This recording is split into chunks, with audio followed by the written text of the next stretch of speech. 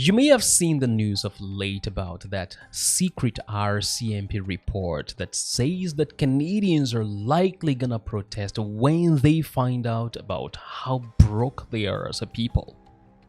Now, when I saw the news, two things came to my mind. Number one is the presupposition about the ignorance of Canadians about their financial state as a people. And the second, which is related to the first, is the fact that when Canadians eventually find out about their financial state, they will likely protest, either in person in some form of civil disobedience or online, which I think a measure of that is ongoing already. And I want to know what you think in the comment section. Do you think Canadians will protest? And should Canadians protest? Well, if you're new to the channel, would you consider subscribing? That will be very helpful for me. So let's get into the conversation. Now, when I saw this news, four things came to my mind, and I will be talking about these four things with respect to my experience as a born and bred Nigerian who has lived in Canada for about 10 years now, and I think that's long enough time for me to be able to draw inferences from those systems. The first thing, which I believe is a valid point, is how broke are Canadians for real? Let's talk about it. You may have also seen in the news that Canada right now has the worst productivity after Italy among the G7 nations.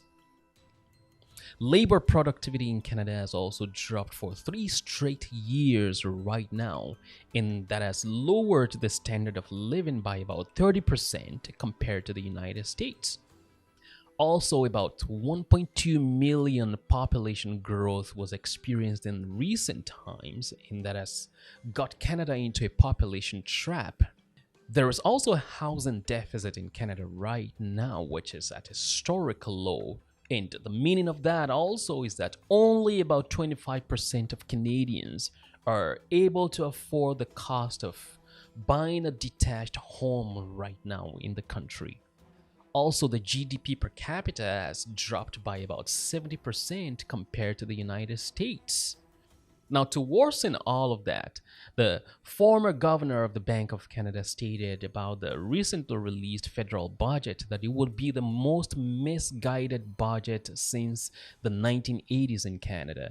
I think this is likely to be the worst budget since the McKechnie budget of 1982, in the sense of pointing us in the wrong direction as to how we go about raising the incomes of Canadians and actually making Canadians feel better over the medium term. I want to know what you think about that, having released the federal budget now. Do you think the budget was the most misguided since the 1980s? I want to know what you think in the comment section. And by the way, I had a great conversation with John Flynn about some of the policies by the federal government as it pertains to housing right now. I totally recommend that you check out that conversation. The second thing that comes to my mind is the problem with meaningful dialogue in modern society, and in fact in Canada. Now, why do I say that? Having lived in Canada for about 10 years now, I find that there is a projection of what Canadians value as a people that comes from the government. What do I mean? It's often said that Canadians wake up with thoughts about a social agenda, about climate change, about a looming climate catastrophe, about reparations or no reparations, about apologies to several social groups or minority groups in the nation. I don't know if that necessarily accords with what the average Canadian wakes up to, especially now that their personal finances is in question. Also, closely related to that is the hammerlock that has been placed upon the exploration of natural resources in Canada, and that's primarily due to concerns about climate change, and because of that, that has significantly affected the economy of the nation. Now, these ideas have permeated government institutions, in fact, academic institutions and corporate organizations, which surprises me the most. And it's projected that these are the true values that Canadians have in their mind day-to-day basis. Now, there is a hostility also that I have seen about meaningful dialogues, especially when disagreements are involved. You'll find that contrasting opinions might be tagged hate. You also realize that disagreements about political stance could also be tagged a threat to democracy. And in fact, misinformation and disinformation are often consequences of differing opinions among people. To worsen that is the media sabotage. And why do I mention the media sabotage? You find a company like the CBC received about $1.3 billion from the 2023 federal budget, and with an additional $43 million coming this year, 2024. And that's because the federal government wants CBC to be able to provide unbiased news and entertainment for Canadians. I wonder if they will bite the fingers that feed them. I want to know what you think about that. Now, I believe that the exercise of free speech, which in this case is the presupposition for the idea that Canadians would even protest at all, but I believe free speech is the bedrock of any democratic society, and people should be free to express themselves without any fear of intimidation or control by any group within the society. I also believe that all men are created equal, and each one of us have unalienable rights that gives us access to life, access to liberty, and to the pursuit of happiness. And that should be ensured in any society, even though that's an American thing. I also think that intimidation about speech, when people are fearful about expressing themselves, could be a form of hate in any society. Political control should not be the hallmark of leadership in any society, especially in a democratic society that would lead a nation down the path of socialism, dictatorship, and tyranny. And I don't think political leadership is a place for demagogues or tyrants. It is a place for visionary people who rule or who govern with empathy and with vision. The third thing I would like to talk about is that protest should be an offshoot of a democratic society. I think that protests are integral to freedom of speech in a society. In fact, in a home, you find a child as young as an infant will protest about the food that you give them. And should a child have reasons to protest? Absolutely yes. But should that be corrected in a home by parents? Of course, yes. And you transpose that into a society, you realize that freedom of expression should be integral to any society where there will be progress in the world. Again, comparing my experience as a Nigerian who lives in Canada right now, I grew up in the 90s in Nigeria, and I will say that a country like Nigeria, as well as several other African countries, they have an attack against protest. Civil protest in the nations are not encouraged. For instance, the 1993 election annulment in Nigeria, and you have the 2010 protest by the Save Nigeria movement, and then you have the 2020 protest against police brutality in Lagos, Nigeria. Each one of those experiences that I talked about, the events ended up in the government unleashing the police or the military on the people. Or in a few cases also, you find that the extreme ends of the law are enacted against the people to squash the protest. There is also, alongside that, the sabotage by labor unions. Labor unions in Nigeria, where I grew up, for instance, are known to sabotage protesting that they will receive money bags from the political powers, and that puts an end to the protest. Now, you will think, oh, this is backward because it's an African thing, but I will tell you that the imperial powers actually put some templates like this in place since way back when, before independence in many African nations. For instance, the 1929 protest by the Aba Women's Riot and the Abeokuta Women's Revolt of 1947, each one of those actually was the colonialists of the time unleashing the police on the people to stop the protest. So this is a template that has been in place, and it's not unique to African countries alone, and I will draw an inference and compare that even with Canada now. That will lead me to the fourth point, and the fourth one is what if the people protest? My knowledge of Canadian politics is growing significantly over the last 10 years now, but I believe that a very recent experience, which is a very controversial topic, and that is the Freedom Convoy, a protest of 2022, captures this point really well. You would remember just about 2 years ago, a protest happened in Ottawa where the truckers protested certain things, which you can check up on the internet why the protest happened. But you find the government invoked the Emergencies Act on the people, which were called the fringe minority, who do not have values that accord with that of the Canadians according to the government. Now, the federal court last year, 2023, determined that the use of the Emergencies Act was actually unlawful and unreasonable by the government. And mind you, Ottawa has spent over $2 million trying to appeal that decision by the federal court of late. But I'll let you be the judge of that. My point here is not to state whether the Freedom Convoy's protest was a legitimate thing or a good thing or not.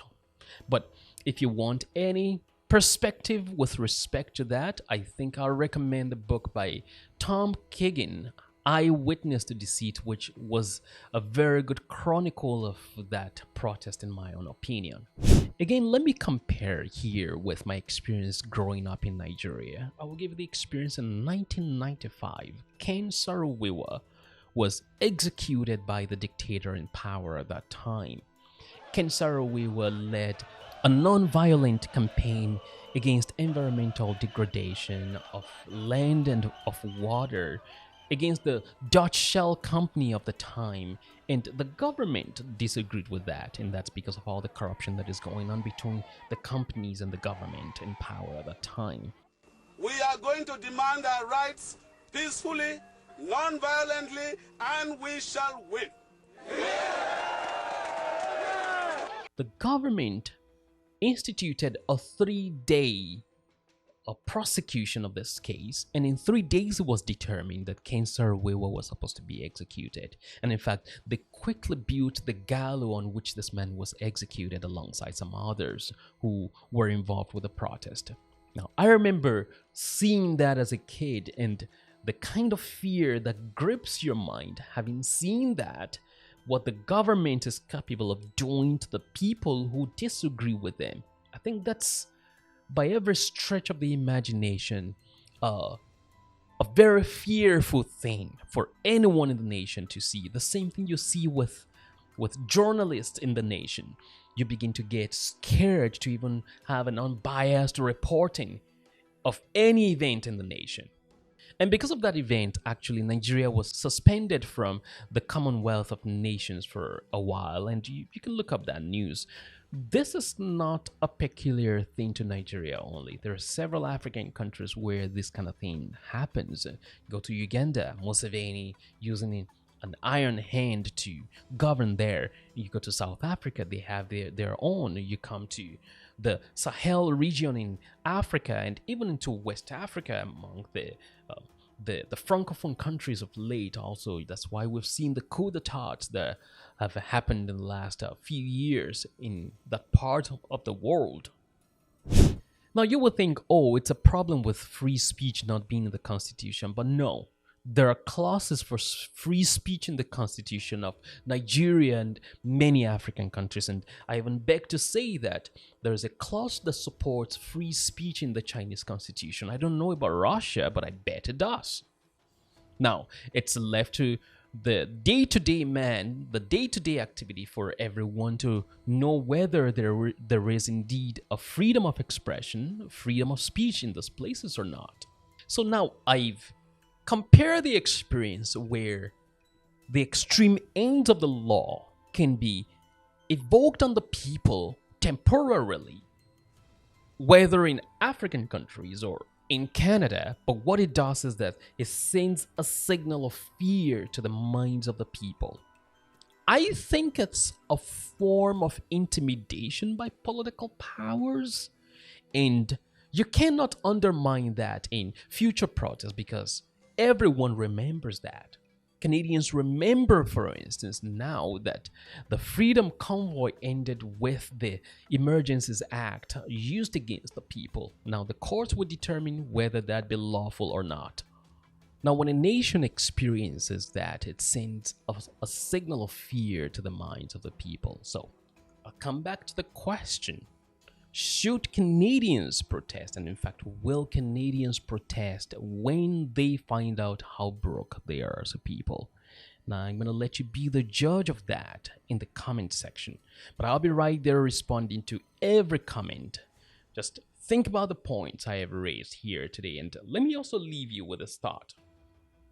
At the peak of COVID, of course, COVID unleashed a lot of death in the world, and you find that COVID also became a divisive means in the corridors of power.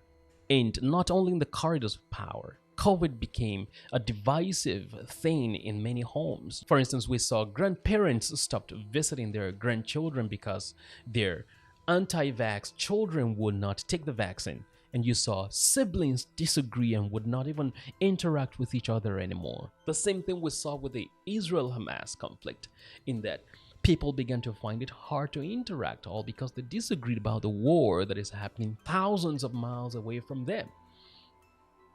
I don't undermine COVID, neither do I undermine the impact of war on people, but I am saying, do not let it destroy the meaningful relationships in your life. Guard your relationships with so much care and jealousy and preserve them. And also ensure that the conversation I'm having here today is not to incite people to violence, even though I know this could be tagged hate speech or maybe a threat to democracy, but that is not intended at all. I believe people should be able to protest. And I also believe that as much as people have the right to protest, protests should be done reasonably. I do not at all support violent protests in which people die, houses are burned down, government buildings are destroyed. I do not support such. But I think in expressing people's disagreements about policies, especially in this case that it is the financial state of the people we're talking about, people should have the right to protest. Now the question remains, will Canadians protest? And should Canadians protest? Well, let me know what you think about that in the comment section. I will see you next time.